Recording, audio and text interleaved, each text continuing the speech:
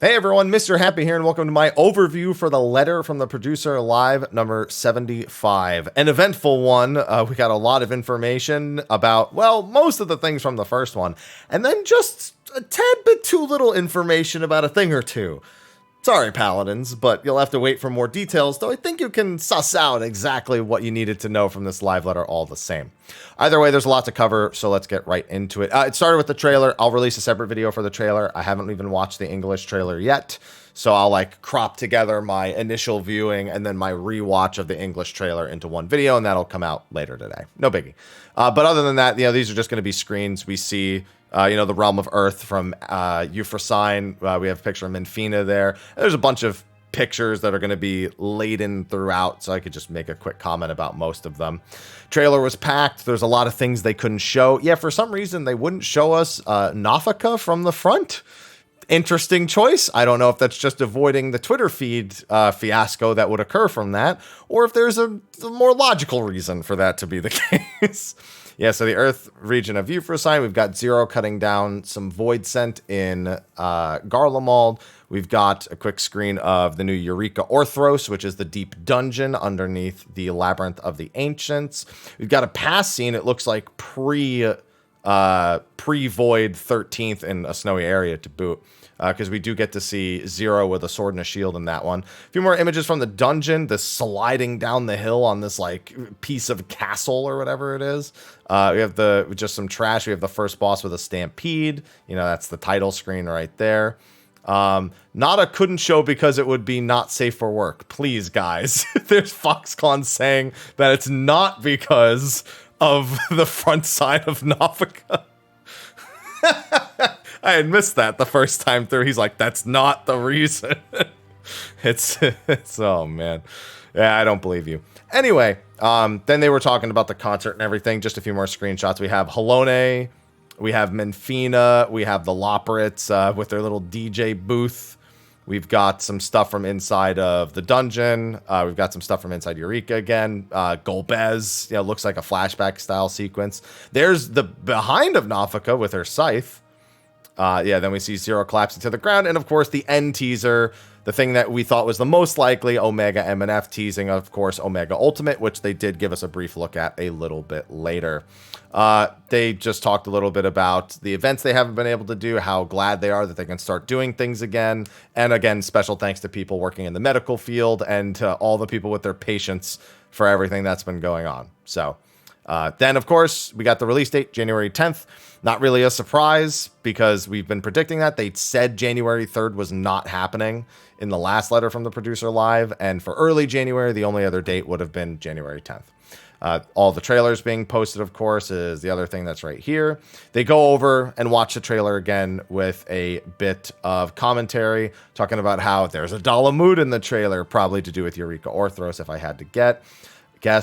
Twins are back. Maybe Bahamut's there. Is there a Loporit festival? Omega Ultimate. More details later. The Omega BGM is so good, and that it is. There's a few quick comments. They said a few more things throughout the trailer, but not a whole lot. They always do a little bit of commentary. Now, they spent most of the first half going over what we already knew and then a little bit more about some of those things. Obviously we have new MSQ, new side quests, Tataru's Grand Endeavor, which they have confirmed will require the Four Lords quests in order to do it. So you'll need all of the Four Lords quest series to do the next Tataru. They told us that ages ago, but I swear they skipped out on that detail in the previous live letter. I vividly remember being surprised that they didn't mention a prerequisite for it. But it's definitely mentioned here. So, I'm all set for it all the same. Tales of Newfound Adventure continues. That's the side quest that gives us more history on the 4 Archfiends, the Final Fantasy IV reference, and then more Hildebrand, Manderville weapons. We know from an interview that just came out in the last couple days that it's going to be more of what we've come to expect from the Zodiac and the Anima weapons, doing a lot of different types of content, collecting the rewards from those contents and then bringing them all together. So you have a lot of freedom in how you actually approach the weapon. And they also said they're designing it for multiple weapon completions because they assume most people will want more than one, which means I don't expect this to be that super grindy, but they expect you to do multiple of them, so the total time spent is still quite high overall on the content. More Hildebrand, of course. Crafter tribal quests. We got to see the Loprit area, the little DJ booth. There's a slide over there, it looks like, but they have a little, bar, a little cafe over on the right-hand side. I see some Winnie the Pooh honey pots over there, it would seem. Yeah, we got the DJ. This is from the trailer, but they did also do a screen still of it with the little DJ booth. Looks like it'll be quite the time. Yoshida said it was his favorite tribal quest. Might be his favorite thing in all of 6.3 even. Then we have new dungeon, Lapis Manalis. We saw some screenshots of that. Now it says new trials, but it's because of normal mode and extreme. It usually says new trials just because of that, and not new trial and then 2 different difficulties. At least in the part 2 live letter. New Unreal, Sophia, we knew that already. That's going to be fun. I hope people know how to balance the scales, because if not, Party Finder's not going to be a good time. New trial, it's not mentioned anywhere. It's not shown anywhere. Just please look forward to it. They said it is going to have a puzzle mechanic. It's not going to be quite like Barbaricia, where it's going to be like a lot of constant pressure. It is going to be about solving it. They said the same thing for Endsinger, and Endsinger wasn't that great. So we'll see where this one ends up. Ultimate, they said they're going to zone in later, and they warn us, you will see the real Hello World. Great. For Deep Dungeon number 3, remember, you do have to finish Endwalker and beat floor 50 of Palace of the Dead. That is a prerequisite for all Deep Dungeons. They consider Palace floor 50 the end of the tutorial for Deep Dungeon, so they can take off the training wheels a little bit with the rest of the Deep Dungeon iterations. So that's going to be something you need for the new one as well. But it's still going to be largely familiar once you've done floor 1 to 50. It's not drastically different than it. Reminder that duty support's being added to the rest of Heaven's Ward, so now they just have Stormblood to do. And at least for dungeons, main story dungeons, we'll have all of the duty support that we need to do the MSQ. Curious to see if they'll redo any of the trials or try to add more support for trials after they're done with Stormblood. No inclination as such. They've acknowledged it's something they need to talk about doing and consider doing, but no inclination on a timing or a how or a when or an if outside of, just the brief mention in the past. So then we have, new PvP stuff. We have PvE and PvP job adjustments. We have PvP updates. They go over the arena in detail later, the Clockwork Castle Town, and there are quite a few details to it. So we'll get to that once we've scrolled down enough, I suppose. Crafting and Gathering updates, the new tool enhancement quest, similar to the one we had for Ishgard in the previous expansion. You do need to have the Crystalline Mean done in order to unlock the Boutique of Splendors by speaking to Moen and Yulmore. Andon is a new delivery. That is the NPC that has been turned. It was a shepherd that was turned into a bush by the fairies, and now they tend to his livestock over in the first. So maybe we can turn him back to human, Yoshi P says, but who knows? Or maybe we could just dress him up as a bush. That would be funny. I'll take it. Then just some quality of life stuff, collectability values being displayed for reference when gathering collectibles, primary fishing locations, preferred bait, and additional conditions added to the fish guide, long overdue. And new spearfishing locations added to Upper Lenosha, alongside of the fact that you can now swim there. So that's just a cool thing. Interesting, in case you missed the interview tidbit, apparently swimming and spearfishing in Upper Lenosha was another thing that was just done by the devs without Yoshi P saying that it was a priority or something they needed to do. And that's kind of been the case with most of the general world expanding things. You got to remember, flying in A Realm Reborn was not something Yoshi P planned on doing. So his developers said, then we'll do it. This is pretty much the same situation on a significantly smaller scale.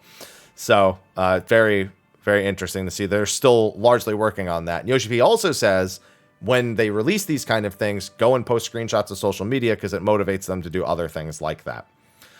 Then they had Island Sanctuary stuff. We knew about this from the last live letter as well. New Sanctuary ranks, new visions, new items, new materials, crops, animals, handiwork, structures, and the improved workshop interface, which was something that was much, much needed. They give us some examples here. You can now filter by various criteria simultaneously. So you can, look for multiple things at once, which will make going through the menu way better. And on top of that, you can see ability to sort each category in ascending, descending order, but also you can see popularity and supply while setting the agenda. Why these things weren't on the same menu as before baffles me still, but better late than never, I suppose. Some other quality of life to Island Sanctuary: collect all available yields and leavings at once. Animals under care can be released now, which was a way you could accidentally grief yourself in the past. Save Orchestrion settings. Island visitors can now hear the Orchestrion, and you'll actually get a notification when a visitor arrives. Yeah, I've just gotten random surprise visitors off my friends list without knowing, just to find them creeping behind a tree in the distance. Treasure hunt update, the shifting gymnasium. We get to see that a bit later. And the new Leap of Faith core Sylph Step over in the Gold Saucer, which Gold Saucer has got something else that you get to see a little bit later. So please look forward to it. Housing update, there's going to be 1,800 new houses, new plots per world on most worlds. However, certain worlds, newer worlds, do not have the same thing. Due to housing availability in existing wards, plots in newly added wards are unavailable for purchase on the following worlds at this time. Essentially, all the new servers they've added recently, which still have a number of open houses. Now, on one side, I get it. Those houses aren't even fully used yet, so why add more? On the flip side, all the larges are no doubt gone. And I know at the very least people want the ability to buy more larges. So that's probably the biggest disappointment to those servers instead. Wards available to free companies versus private buyers will be detailed on the lodestone. Okay, yeah, that's fine. Updates to the UI. We're getting the damage types of physical, magical, and unique. Unique is stuff like percentage health damage, like gravity damage, or also a specific damage type called darkness damage, which isn't affected by physical or magical reductions, only by all damage type reductions. So we also have the buff and debuff timers on the bar. This will be enabled by default after the patch, but you can go into your settings and disable it if you don't wish to use it. Miscellaneous updates, the clear blue theme, which we get to see in the rest of the live letter and looks fantastic, might I add. Portraits being displayed in the Duty Finder, expansion of available activities when using fashion accessories. This was clarified. People thought this meant emotes, but apparently it means functionality like being able to mount while you have a fashion accessory out without putting the fashion accessory away first. So if you mount when you have a fashion accessory out and then you demount, you'll pull out the fashion accessory again. So just making it a lot less clunky. Cast glamours and dye retainer equipment without removing it. Cast glamours on your own equipment directly from the retainer's inventory. And ability to filter newly added items at the Sundry Splendor vendor, which is something for some reason you couldn't do before. They also updated the default portrait color. The gray background's not quite the same, so it's not as depressing, I suppose. So just look a little bit better this time. They also are making it so you can automatically open up an umbrella when rain is detected if you're using it as a fashion accessory. There's a setting you can toggle, so it'll just, there you go. You'll just open it as soon as it starts raining and close it when it stops raining. So just a fun little RP thing. Then they said they might add it for snow as well. And then they took a little detour because they were having some sound issues.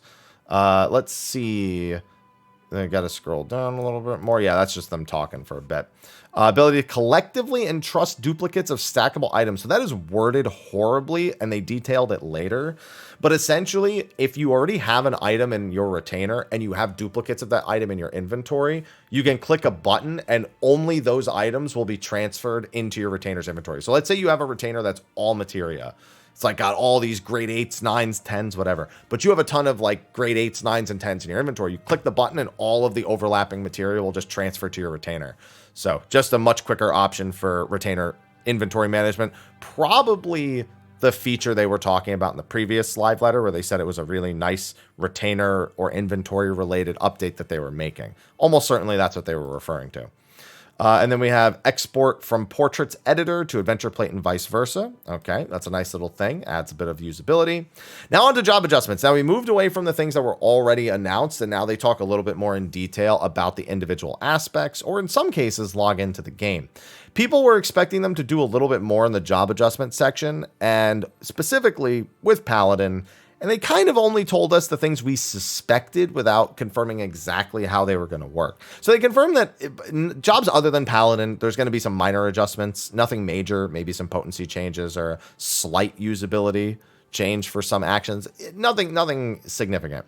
Paladin, on the other hand, literally their entire rotation is changing.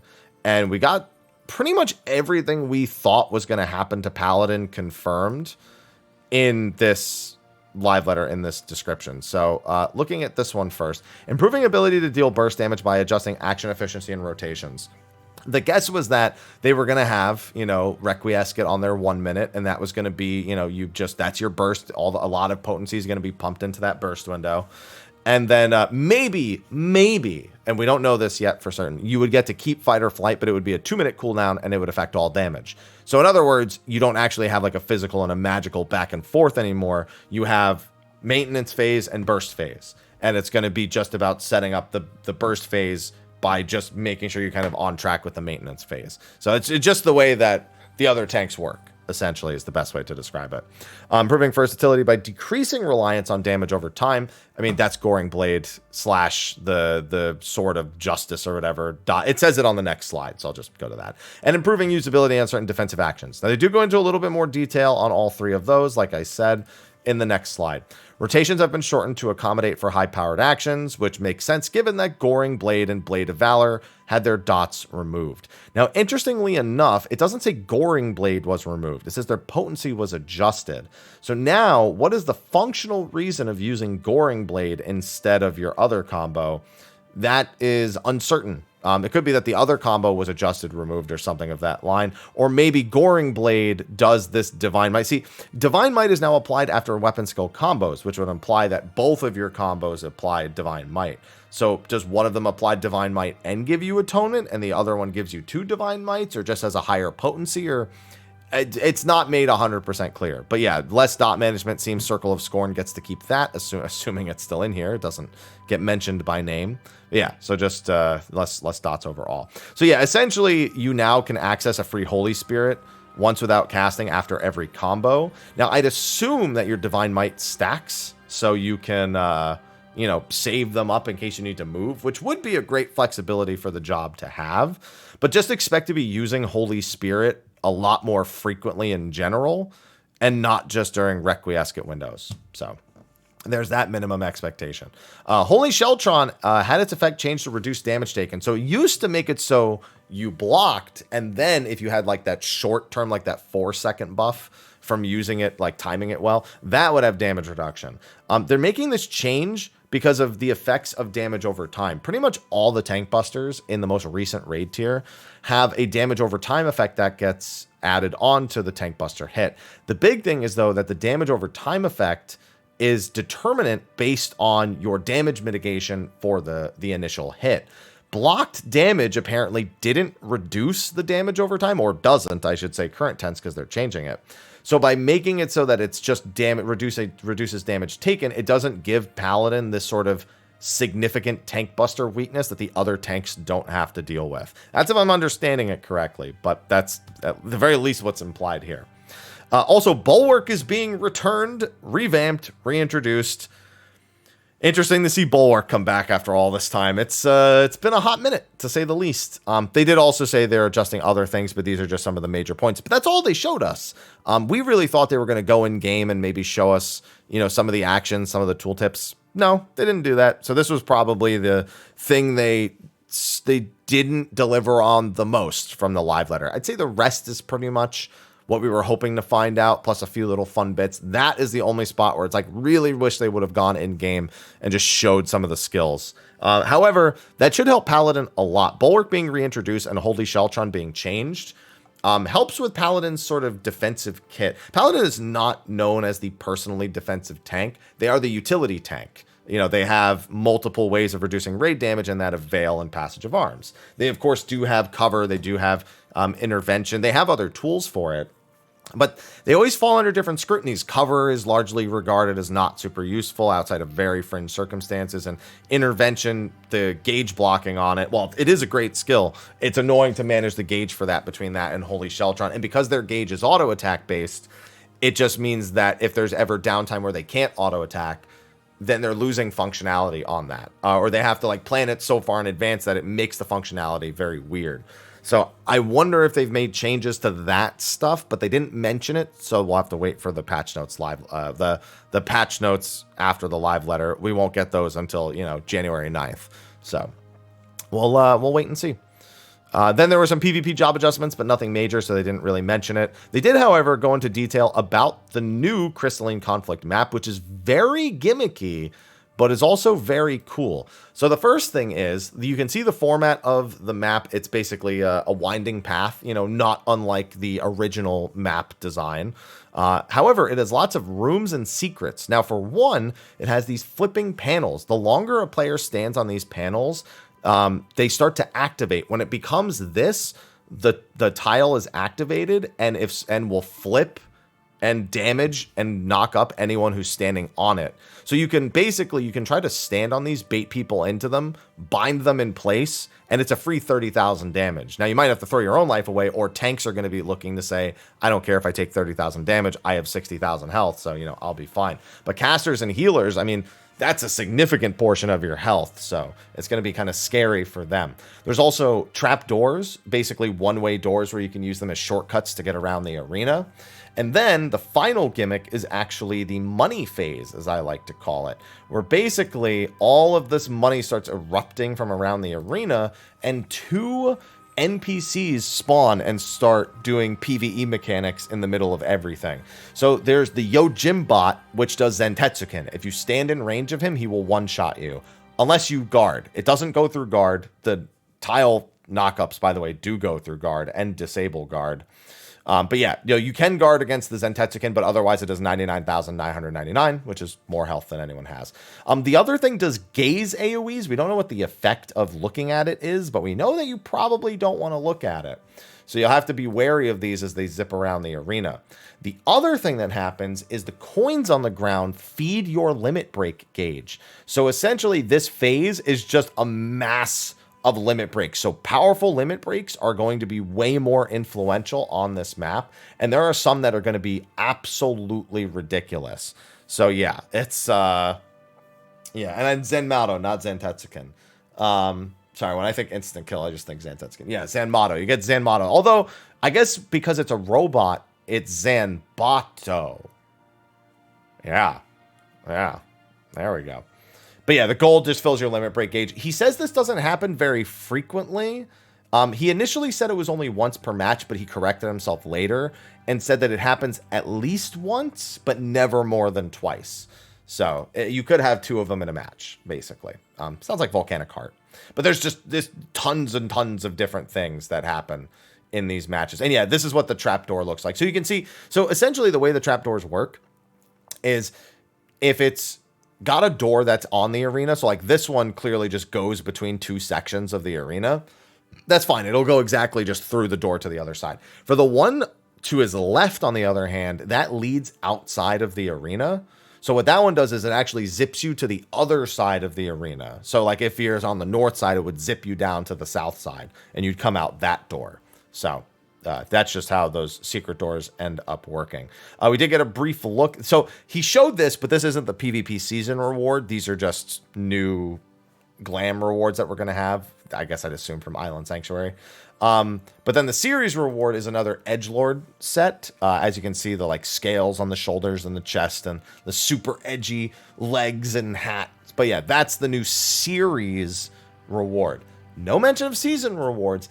They acknowledged they needed to develop better seasonal rewards because people didn't feel as motivated to do seasons, and we haven't heard about that yet.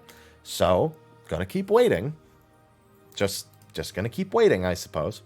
But keep in mind, for series, you can do any PvP stuff, so you're not locked into doing the new Crystalline Conflict.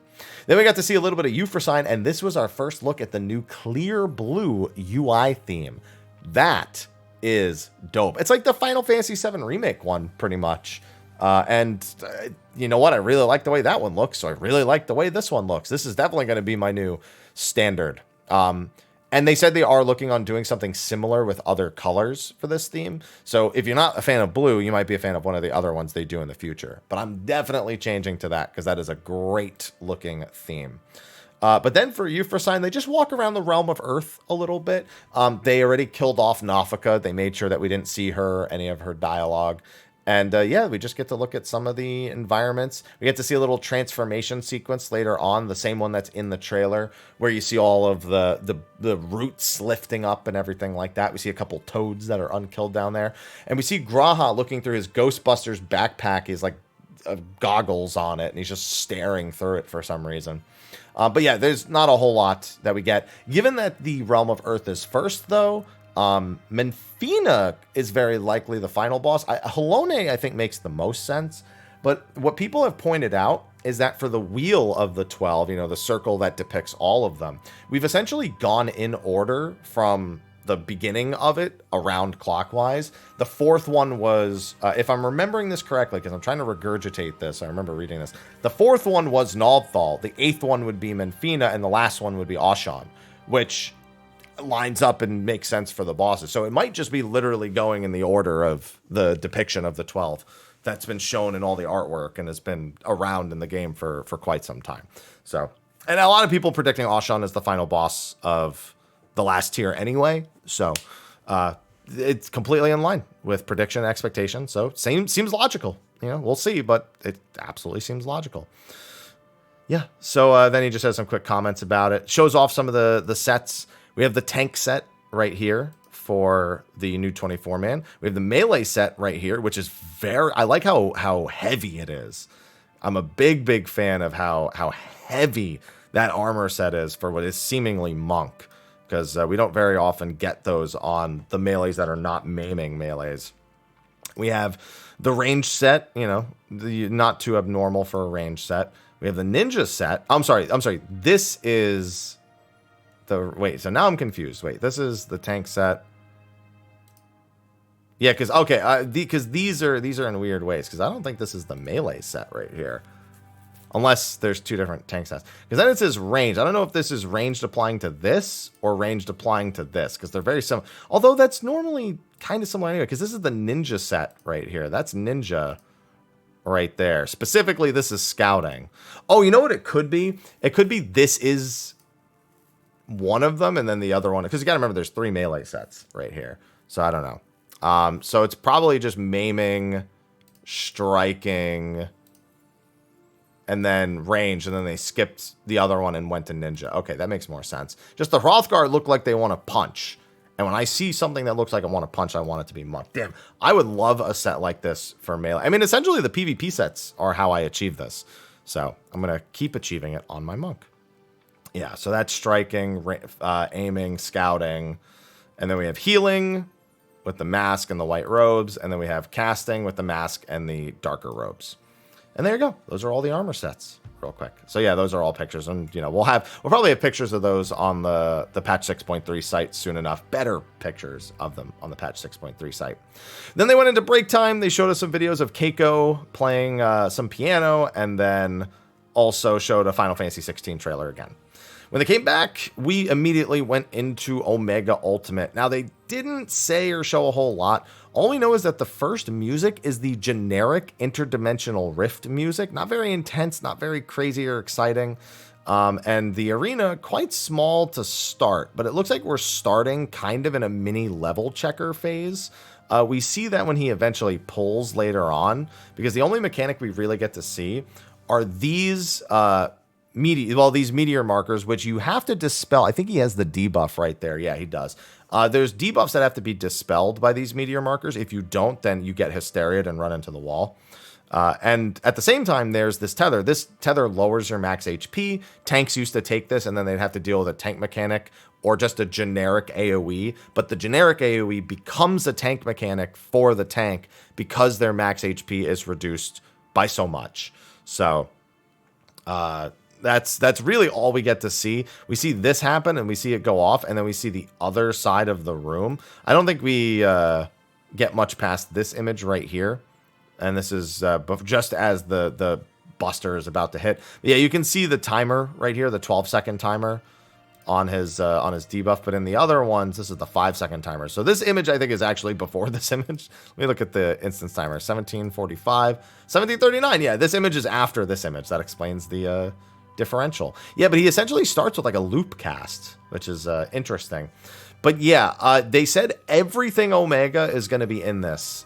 They literally, it's just do all the Omega Savage fights. So it sounds like we're going to be going through the ringer with the Tournament of Power, but we're going to be just probably doing mechanics from each and everything and not actually like fighting them all as their own phases. So I expect it's going to be quite the chaos. They said they're not aiming for something more difficult than DSR, and as a reminder, it'll come out 2 weeks after 6.3, so January 24th, as we predicted. He also said that the mechanic patch, which is notoriously a big wipe mechanic for people in the original, is turned into something crazy. I think we're going to have patch and we're going to have update, where essentially you'll be given debuffs and tethers and patch, but before you can resolve all of the mechanics, he's going to update all of the players, and he's going to like reverse some of their mechanics and give some of them new. But yeah, I just expect them to use a lot of like, technical jargon to mess around with stuff like that. Patch, update. Yeah, chat says hot fix. So any and all of those things I would expect. I think it's going to be hilarious. And yeah, the Omega Protocol is the name, and we are going to call it Top. For the Shifting Gymnasium, it's the new treasure map. They said you'll gather and do the maps in Elpis. So it seems like you now have a choice between doing the door maps or doing the shifting maps instead of it being random between the two. I like that only because sometimes I want to do the shifting because I think it's more fun. But anecdotally, my rewards are almost always worse when I do shifting. It's because of the different types of panels you can land on. So you have like the low value ones and the high value ones, and whereas with the doors it's just I get something or I don't get something. So it's probably about the same if you were to like break down the statistics on it, but I feel like I get less money when I do the shifting one. So I guess it's nice just to have a choice, especially if you're someone who's going for the achievements for one or the other. Makes it way less frustrating when you don't have to just pray you get the correct type of map, Then he just did a few. It's exactly the same as the other ones. It spins the roulette wheel. It lands on something. And if it's not a Tomos, you fight a mini boss or an ad or whatever. And if it's a Tomos, then you hope that it doesn't kick you out. But he got kicked out twice. He got to the third spin twice and got kicked out on both ones. And there wasn't anything else really to it. The crafting materials in 6.3 from treasure maps, that's what you'll be able to make with it. And he says they are not gender locked. So he knew that was going to be an immediate question. So, yep, there you go. He just does it one more time, doesn't get very far, and that's it. Then he went through the new Leap of Faith course, and he was making excuses as to why he kept falling off the whole time. He's like, yeah, I normally do this on controller, and it's clearly it's the hardware, and I didn't want to finish it anyway because I don't want to spoil the ending for the people watching. They want to do it themselves, and FoxClown was just making fun of him the entire time. He's like, are you tired? Oh, man. And then he's just, oh, man. Yeah, he had a real struggle boss. He took almost 8 minutes to not complete it. So, and then he saltily ran off and just jumped. He's like, if I fall one more time, I'm leaving. And he fell one more time, and then he just sprinted, backtracked, and jumped off the side and said that, no, I just don't want to spoil it. No, that's it. I don't want to spoil it. Yep, there you go. This is the embodiment of a man who could not do the new Leap of Faith. So, yeah, that's FoxClown loving it. That's literally this image perfectly describes the relationship between a Twitch streamer and their chat. Twitch streamer on the left, chat on the right. In fact, I'm going to save this image, and I am making that tweet later. There you go. It is too accurate for me not to. All right. And then they showed off the new Eureka Orthros. Sorry, it's the new Deep Dungeon.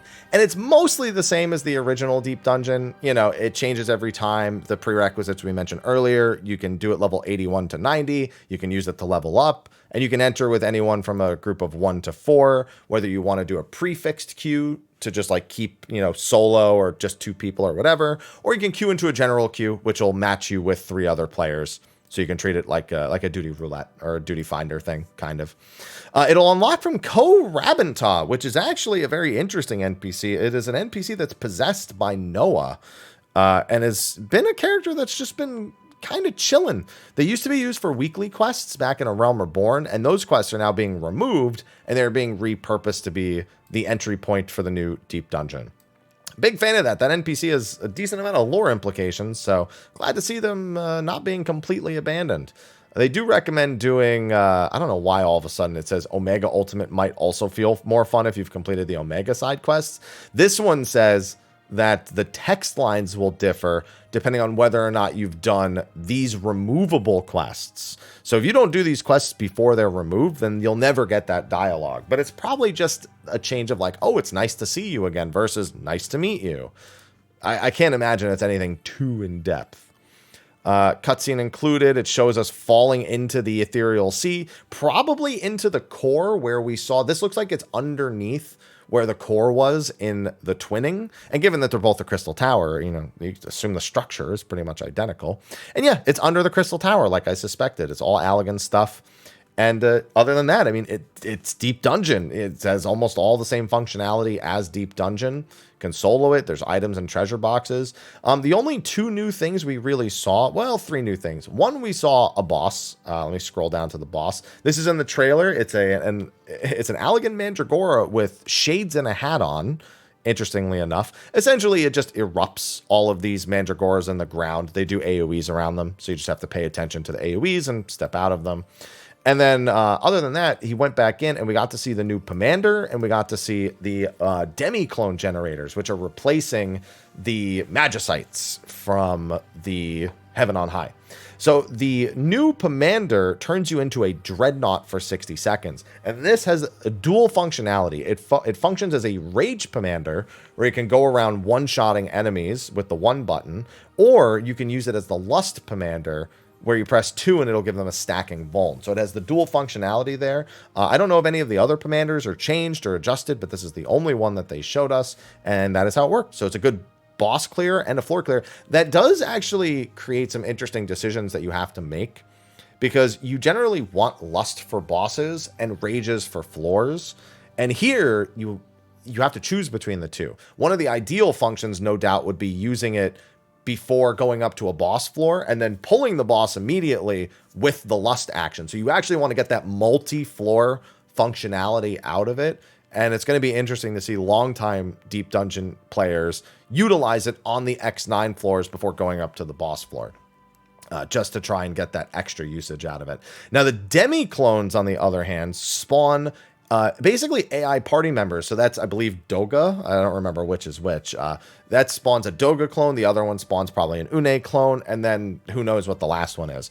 But they essentially function as, you know, backup party members for the remainder of the floor that you're on. Now, it doesn't look like they can be targeted or killed or hit by anything, but they are very, very powerful. This one literally opens by casting Break on the opponent, and then, you know, just blasting them to all hell right afterwards. So this has, again, interesting implications for Deep Dungeon. So in the original Palace of the Dead, again, you have the Rage Pomander, and that's really your floor-clearing monster, and then you have Lust for the bosses. In the Heaven on High, you have Magicites, you have Ifrit and Titan, which all function the same. They're a floor clear, they're temporary invincibility, or like 10 or 20% damage on the boss. I think it depends on the floor. And then you had Odin, which was a guaranteed boss one-shot. Now, in this, you get these for the entire floor, and as soon as you leave the floor, they go away. So on a boss, they're extra damage to help push them faster. On a normal floor, they make the floor a lot easier. But what I think is very good about this is one of the big weaknesses, the stuff like the Rage Pomander and stuff like the Magicite, or even Petrification or the other ones from Heaven on High, is that a lot of the times you clear the floor, you clear the monsters, but you now have all these treasure chests left over, and you risk getting a Mimic opening any of them. You get a Mimic, sometimes there's a chance you'll just die. Sometimes it's just a matter of wasting time after you've already cleared the floor, but it has to be a calculated risk, because a lot of the times you need the items from that to help push you through to the end on a solo run. This gives you the ability to help clear the floor faster, and if you open a chest, you now have a support system for dealing with the mimics. So it's not as flashy or fun or even whole run savvy, I think, as some of the other stuff, but you can make a lot more calculated decisions with the floors you're going to use these on. Especially using them on floors where you've used an Affluence the floor before, so you have more chests combined with Fortune. There's interesting usability. It is very functionally different. Now, that being said, That's all we really saw. We didn't see anything like the animals from Heaven on High. We didn't see any other new gimmicks. Always a chance they're saving those things, but I don't think so. I think they're trying to keep this as a tried and true deep dungeon so that people familiar with the content can jump into it. I still really want to see them flare things up a little bit more. So I'm hoping there's stuff they just didn't talk about, but I really want to see them kind of push the bounds of this and make it a lot more explorative, a lot more fun and frantic, at the very least on the early floors that are going to be spammed, so they're a little bit more fun for the casual player base, and maybe focus on the serious floors being more the traditional stuff. But just a personal ask from me. New hairstyle from the deep dungeon, that's going to go for a decent price. I'm sure there's going to be mounts as well. In fact, one of these I'm pretty sure is from that. I don't understand this mount. This is an elephant with a loprit on the front and Mardi Gras beads. And I'm so confused by the whole thing. I don't know what to think about this mount. I don't know if we get two mounts from the loprits, because this is certainly not the loprit mount. I don't know what's happening with this elephant. I'm so beyond confused about this thing that I just don't even know where to begin. If we had combined like the unison trial or tribal quests, this almost makes more sense. But I don't know what to do with that information. Far from the only mount that we see, though. And again, while I initially thought, oh, that's a weird way for the loprits to get a mount, they do actually get the bunny bot mount, which is what I thought might be the thing, this mount. So these are the bunny bots from Smileton. And when you go into the air, they actually become a propeller. Your face gets a little too close to the propeller, in my opinion. In fact, way too close, because I'm pretty sure Yoshi P's face is being chopped off every single time this thing spins. And that's a weird... Look at how freaking close the propeller is to his face. Like, it's a perfect image to show. I think you'll lose your nose that way. Yeah, but still really cool animation. Really good looking. That's what it looks like without the zoom in effects. There you go, just riding the bunny bot. Then we had new gill mounts. We haven't gotten these in a while. I'm going to assume I know the prices of these, but these are only guesstimates because they did not tell us. This is the Golden Fleece. This is a golden, shiny, covered in money Caracool. I would assume this is 25 million gil from the vendor in Mordono. There's another mount that I assume is 50 million gil, and that is the Golden Avenger. Oh my god, this thing is an absolute beast. Of all of the mounts they've released in the Gil series so far, this might be I will say, this is the best one. The Golden Mikoshi is cool, but that is a hell of a mount. He spews money out of his jets, and he does a Superman pose when he's flying. Do they have a good one of him flying? This one's not the greatest angle of him flying, but he does the Superman pose while he's flying with you. So yeah, I think this is probably 50 million gil. It might be more, but at the very least, this one's going to be getting a pickup from me. I got 340 million gil anyway. I got shit to do with it. Might as well. Yeah, and then of course he carries you like the other Avenger mounts do as well. Now, the next one is an MGP mount, and it is the Blackjack from Final Fantasy VI. This is Setzer's flying casino that he uses as a personal airship, and it's MGP. We don't know how much MGP, but probably 2 million, if I had to guess. So I'm going to be grabbing that for sure. Everyone was like, well, that's Mog Station. Nope, it is MGP. We get a flying crocodile, which... Where's the picture of the flying crocodile? Oh, I guess they well, there's no image of the flying crocodile here, but there's a flying crocodile. I assume that's Island Sanctuary, or... I don't know. Island Sanctuary is the first thing that comes to mind. But, I don't know. Maybe it's from something else. I don't know. Maybe the Fox Hollows or something. And then we have the Allegan Node, which most likely comes from the Deep Dungeon. Looks like a watermelon. Again, these aren't the greatest angles of it, but it looks like the other Allegan Nodes, just with a different color scheme. So I would assume that's the Deep Dungeon mount, similar to the Nightmare Pegasus and the what is it, a yak, I think, from the other one. It's not a yak. I think it's something else. But either way, I bet that's what that is. Then they showed the retainer thing I talked about earlier, where you can automatically transfer Dodo. That's what it is. where you can automatically transfer items that are overlapping between inventory. You click the button, it confirms the items, and then you just click yes. So that just lets you automatically transfer overlapping items from your bags to your retainer, so you don't have to do it one at a time. So it should make all of that inventory management a good bit quicker. You can see now all of the particular items that were duplicates were moved over, and the other items are not moved over. So that's a really nice functionality. Not something I had thought of, but glad to see it. We see there's a new onsen style house that's going to be coming out as well. He shows us a few pictures of it, including one at nighttime. Foxclaw very invested in this image, as you can see right here. Yes, that's the onsen house with the nighttime. And then we have, the hot tub in the back with this one. And then we have, we got the little tables over here. Maybe you do a little gardening, Then you got a kotatsu here. Told a funny story about a friend in college who bought a kotatsu and wanted us to use it in like the late spring / early summer. And I said, hell no. And then we have new partition tables, chairs, all that good stuff. And then what else do we have here? A little fancy outdoor bar and a little water thing, like a fancy bar in Roppongi. Onsen is a hot spring. Yeah, I mean, the house is that. Then the minions, we did see the corgi in the previous letter from the producer live, so we knew about that. We also have, what's it called? Magical Leopleurodon here, a.k.a. the Loch Ness Monster, a.k.a. Soldier at Home. But yeah, so Magical Leopleurodon. We have a Doom Train minion. This minion was teased in, like, a Realm Reborn. And we just are now getting it. I got to tell you right now, we got to see the description of this in Japanese, so I don't know what it says yet, but I'm sure someone will screenshot it and translate it.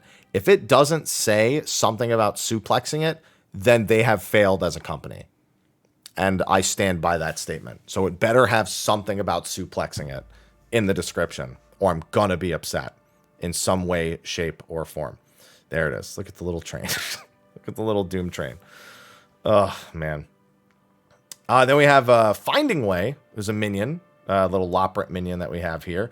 And then we have, this is a near reincarnation. It's called the Automaton Mama. So they didn't say they're doing any sort of collaboration. They're just adding a near minion. They also said it would be very easy to get, or not that hard at the very least, paraphrasing. But yeah, it won't be that hard to get. So if you want that, go right ahead. You want the spooky ghost. Speaking of automatons, that Mandragora boss, this one doesn't have shades or a hat, but it is an Allegan Mandragora. So that's also going to be another minion.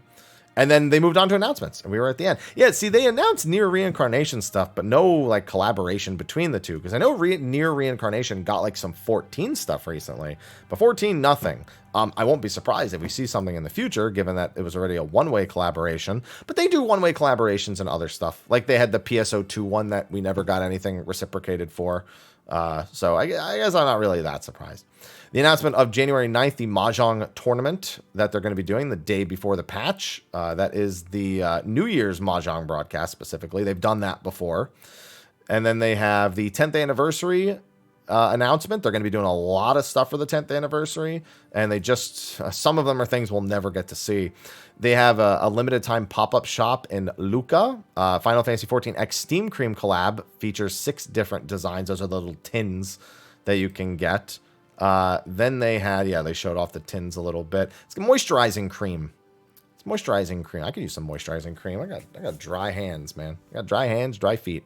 A JP Crystalline Conflict Community Cup. The EU one was really, really cool. The ones we've had over here in the West in general have been really cool, and that will be streamed on Twitch.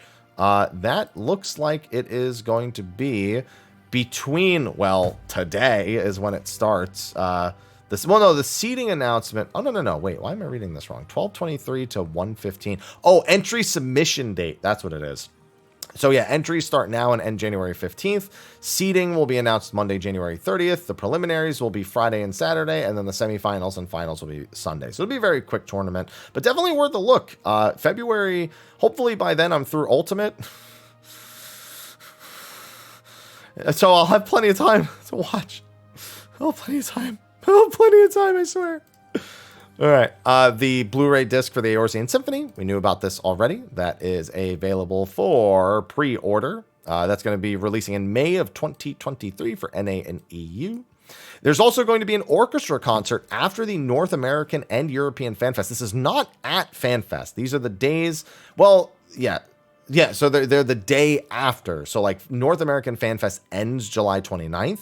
If you stay an extra day and you want to do something extra, then you can go to the orchestra concert on the 30th. In London, it ends on Sunday, October 22nd. You stay an extra day, then you can go see that in the evening on the 23rd. So yeah, just some orchestra concerts. They also finally announced where the JP FanFest will be. They said in the previous live letter they didn't have confirmed dates or even a confirmed location for it yet. We now know it'll be January 7th and 8th, January 2024, mind you, in the Tokyo Dome. That is an insane location to rent out for a fan fest. That is massive. So, yeah, that's probably going to be a dope time. In case you're wondering what that means for expansion timing, we were already looking at something close to April or May at the earliest. This kind of supports that. We should get 6.5 by the middle of October. And then normally we would expect 6 months after that, so April. But knowing that they've extended the schedule and they've got the graphical update, I would expect it to be closer to 7 months in overall of a wait after that patch release before everything else happens. So yeah, May or June seeming very likely for the next expansion, May or June of 2024. So going to be quite the wait, but we've got the usual stuff to hold us over in the meantime. And of course, we'll have all the news and everything from the FanFest to get excited about. Reminder of the other FanFest dates and locations: July 28th and 29th for North America, October 21st, 22nd for EU, and of course now Tokyo Dome, January 7th and 8th, 2024 for the JP FanFest. They announced, this was on the Lodestone, I believe, as well, they are recommencing automatic demolition. This has been off for like most of the last 2 years, and they are recommencing it at the start of patch 6.3. So if you haven't been in your house in a while, it is recommended you log in and get into your damn house. They're also hiring again, but this time for a North American position. It is a marketing manager for their MMORPG division, of course, largely dealing with Final Fantasy XIV, located in the El Segundo office. Working with the North American marketing team, the marketing manager online MMO products is responsible for delivering and executing high-level marketing programs to drive user acquisition, win back and retention, and to keep a player-focused mindset on all activities created. If you're somebody with marketing experience and you have probably, I'd assume if I check that link, that you're going to need some years in the field and some manager experience as well. But yeah, I mean, there's a position in North America. We don't very often see that in the live letters. Heavenstern is happening soon. There's a Lodestone post for it already. I haven't looked at it myself, but I hear the rewards are quite nice. And they will be doing a patch note reading like they always do before the servers come back up. As a note, the maintenance for patch 6.3 is not going to be 24 hours. So just know that. That's it. And then as a reminder, you can pre-order Final Fantasy XVI. There's the JP and Asia package design, and here's the global package design. That releases on Thursday, June 22nd, and pre-orders are already available. They also said that if you're still looking for a PS5, they had some links that you could follow in Japan to help find one. Then Yoshi P just had one last closing message. Christmas holidays soon, New Year's soon, and then we're entering the 10th anniversary year for Final Fantasy XIV. Makes me think a lot. I said back then that I want to do this for 10 years. Actually, reaching that as an MMO is amazing, and we have plans for the next 10 years now. There are announcements I would love to share with you, but can't yet at this point. Thanks for spending this year with us, and I'm looking forward to the next year with you guys. I hope you have a nice and healthy holidays, Merry Christmas, and a Happy New Year. And with that, that is going to be a wrap for the live letter number 75. I got to go take a look at the English trailer now, but quite the packed time and quite the packed patch, it looks like. A lot of stuff, though, of course, as happens with a lot of 14 patches, not going to be in the initial patch. We'll get the quality of life, the shifting gymnasium, we'll get the trial, the story, some side quest stuff, but we're largely looking at that 0.35 section. 0.31 will have ultimate, 0.35 will have the deep dungeon, it'll have the Loprits, it'll have the crafter relic stuff, it'll have the combat relic stuff, it'll have the Manderville quest. Like, it's going to have a ton of stuff, and that seems to be the going trend as of late. Is really the .x5 patch being the major content drops, or by then having all the major content drops, and thus a lot of the time being spent on those activities versus that. I know I'm looking forward to the Alliance raid right on the 10th, and of course the new Extreme Trial, and I do Unreal every week, so it never hurts to have something new and fresh fresh as old content can be in that category as well. But let me know what you're excited about for patch 6.3, 3.1, or 3.5, whichever you may be excited about most, or what you're not excited about in the comment section of the YouTube video below. With that, I'm going to get going. I got other stuff to do today, and I will see you in the next video. Until then, take care.